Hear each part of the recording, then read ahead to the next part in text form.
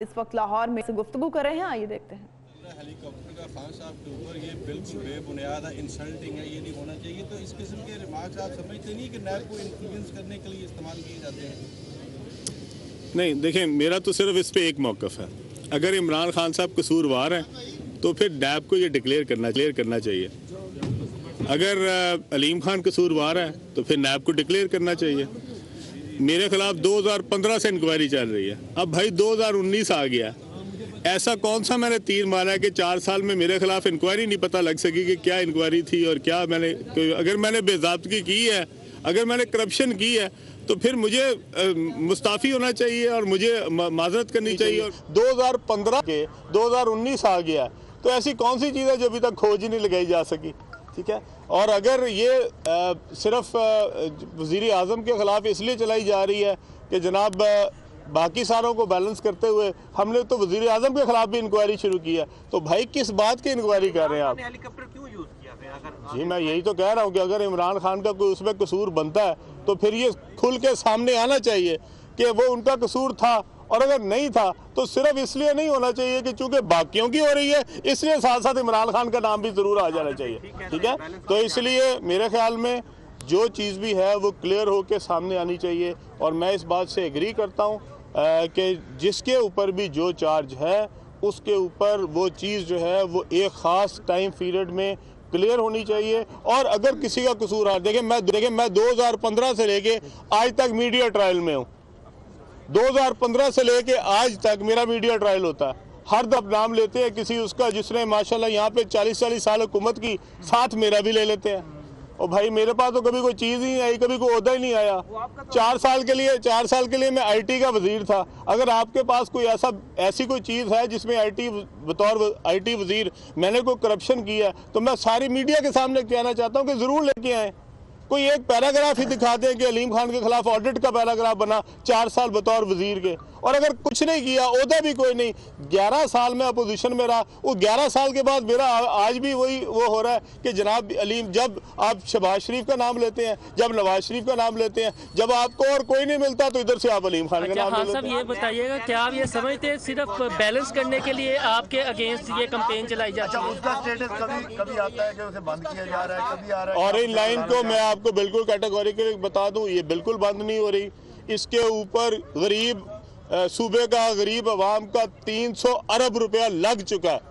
अब इसको मैं अगर चाहूँ भी तो मैं बंद नहीं कर सकता, तो इसलिए ये बिल्कुल बंद नहीं हो रही, ये चलाई जाएगी। अलबत्ता उसके खसारे को कम करने के लिए मैं उसको कमर्शलाइज़ करना चाह रहा हूँ, उसके जितने स्टेशन हैं उनको कमर्शलाइज़ करना चाह रहा हूँ ताकि वहाँ से कोई ना कोई पैसा तो जनरेट हो जिससे कम से कम इसका खसारा कम हो।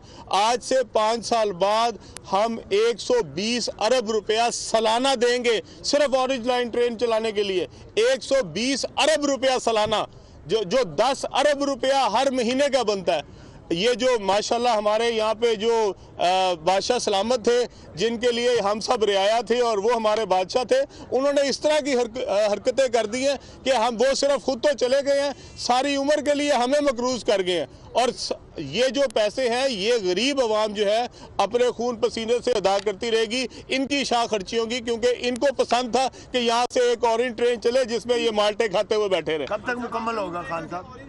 जी, ऑरेंज लाइन ट्रेन मेरे ख्याल में इंशाल्लाह ताला जून जुलाई तक मुकम्मल हो जाएगी। ये बताइएगा कि आप पीटीआई के सीनियर रहनुमा हैं, फ़याज़ुल हसन चौहान, फवाद चौधरी और फैसल वावडा जिस तरह की ज़ुबान इस्तेमाल करते हैं, क्या आप समझते हैं इस तरह की उन्हें ज़ुबान मीडिया के खिलाफ और सियासी मुखालफिन के खिलाफ इस्तेमाल करनी चाहिए? ये तो मैं तो ये कह चुका हूँ कि जो हमारे जो भाई हैं, जो हमारे कुलीग हैं पंजाब में, मैं तो उनका जवाबदेह था। मैंने उनके लिए आप सबसे माजरत कर ली है, और मैं अगर इस लहजे को या इस तरीके को पसंद करता होता तो कभी माजरत न करता। पतंगबाजी पे बताइए कि सॉलिड वेस्ट की आप मुख्तलिफ मीटिंग्स करते रहते हैं, सफाई का इशू है, थोड़े हालात ख़राब हैं, हालात सफाई की वजह से। आप बताएंगे कि यार हम ये कर रहे हैं फलां डेट तक या 6 माह में जो है ये बेहतरी आनी सबसे प्लान असल में क्या है? रामपुर का हल्का है, मुसल लगारी का, वहाँ पर 22 साल से गुज़श्ता जो है गोपांग कॉलोनी के अंदर गटर बंद है, गलियाँ बंद पड़ी हैं, बड़ा ज़्यादा पानी खड़ा है, शहरियों को बड़ा मुश्किलात का सामना करना पड़ा है। देखें, जो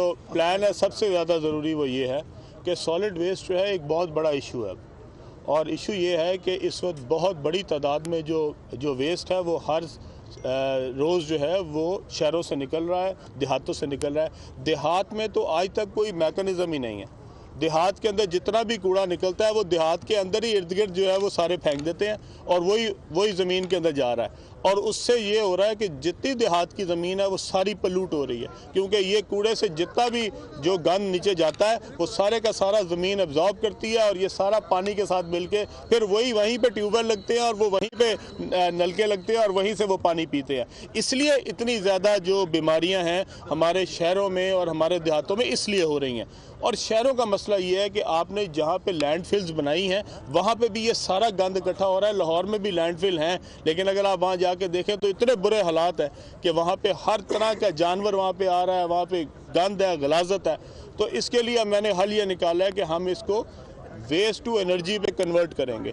जितनी भी हमारे बड़े शहर हैं जैसे लाहौर है, गुजरांवाला है, फैसलाबाद है, मुल्तान है, पिंडी है, इस सारों में मैं जो है वो अपनी सारा सॉलिड वेस्ट जो है 100% उसको कन्वर्ट करके इससे बिजली बनाएंगे और इसमें कोई भी हमें उसके बाद लैंडफिल की ज़रूरत नहीं रह जाएगी। हम कहीं जाके कचरा डंप नहीं करेंगे, हम कहीं जाके अपना गलाजा जो है वो डंप नहीं करेंगे, हम अपने आबो हवा को बचाएंगे, हम अपनी ज़मीन को बचाएंगे। और इंशाल्लाह इस साल के अंदर ये जो 6 शहर हैं बड़े, इन सारों में, क्योंकि अगर मैं सियालकोट में लगाऊंगा तो उसके इर्द गिर्द का सारा सियालकोट में जो है कचरा इकट्ठा करके वहाँ पे एक ख़ास मिकदार में कचरा चाहिए होता है इस प्लांट को चलने के लिए, उससे कम तादाद में वो नहीं चल सकता। लाहौर में हमारे पास इस वक्त कैपेसिटी है कि हम 2 लगा सकते हैं, एक की बजाय 2 लगा सकते हैं, जिससे तकरीबन 40 से 50 मेगावाट जो है वो एक से हम जनरेट कर सकते हैं।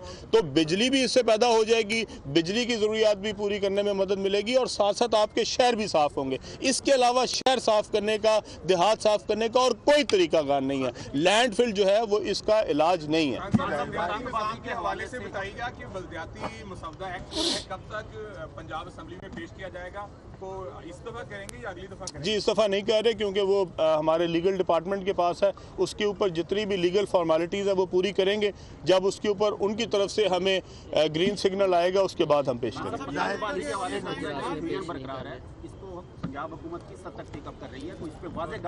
मेरे ख्याल में पतंगबाजी के ऊपर अभी कोई फैसला फाइनल नहीं हुआ। जैसे ही फैसला फाइनल होगा वो मेरे ख्याल में सीएम साहब जो है वो अनाउंस कर देंगे।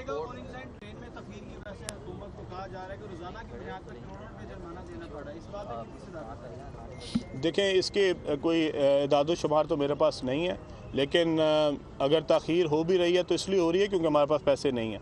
और जैसे ही पैसों का बंदोबस्त होता है, हमारे पास बजट जो है वो जो 630 था वो 230 रह गया।